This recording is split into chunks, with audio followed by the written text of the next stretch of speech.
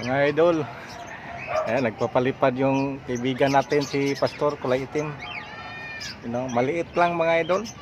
Oh, ayan. Nag-exercise siya. Gusto ko sanang paliparin yung bagong gawa ko. Iwan ko kung lilipad ba. Oh, angas din yung maliit niya mga idol. Nalipad niya. Yeah, magpalipad ka lang dyan, Tor.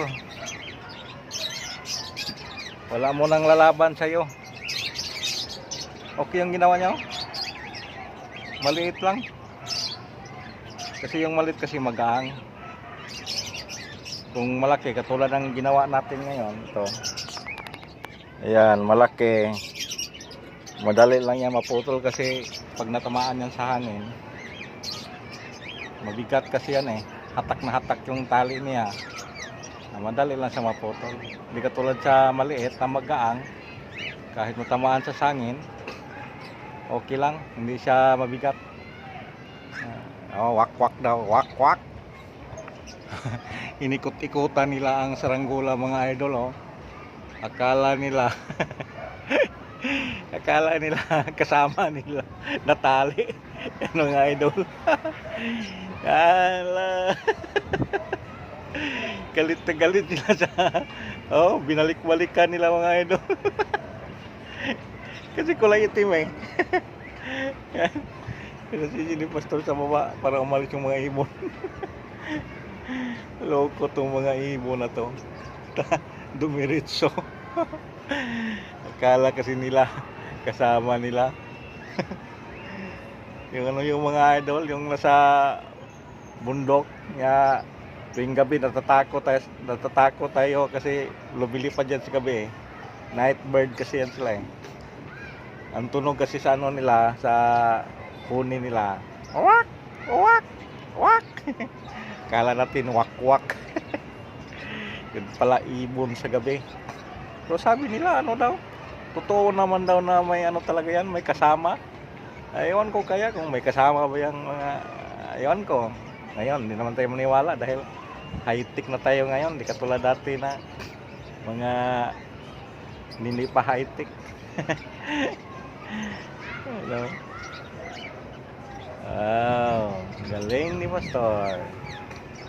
Ang liliit lang sa saranggola niya. Oh. Mamaya, pag magsawa na yan palipad si Pastor, maggawa rin ako ng maliit panglaban sa maliit niya. Kahapon maliit din yung isa na kuan, dinaban niya sa malaki, tigtas siya kasi mahina yung hangin, nasagapan yung saranggola ko, kanya wala. Tapos pangalawa yung saranggola niya na may tatak na Jollibee, dinaban niya sa akin.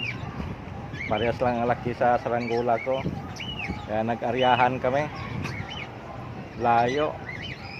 Halos hindi na nga makita.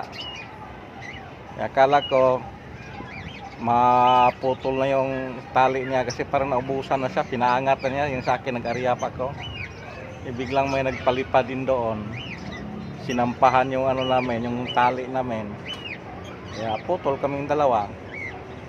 Wala eh, hindi makita eh, sobrang layo. Tapos yung tali namin laylay na sa mga bubong sa bahay. Basta abot na nga mga kalahating kilometro yung aryahan, ano talaga yan, laylay na yan. Laylay sa payag. Ano, binaba na niya mga idol. Nagsawa siya kasi sabi niya wala akong kalaro. Hindi nagpalipad yung ano ko, French. Sige mga idol, thank you for watching. And paki-subscribe na lang sa YouTube channel natin. Saka paki-panood na lang kung magustuhan ninyo. Kung hindi ninyo magustuhan, pwede naman ninyong laktawan. Sige mga idol, God bless.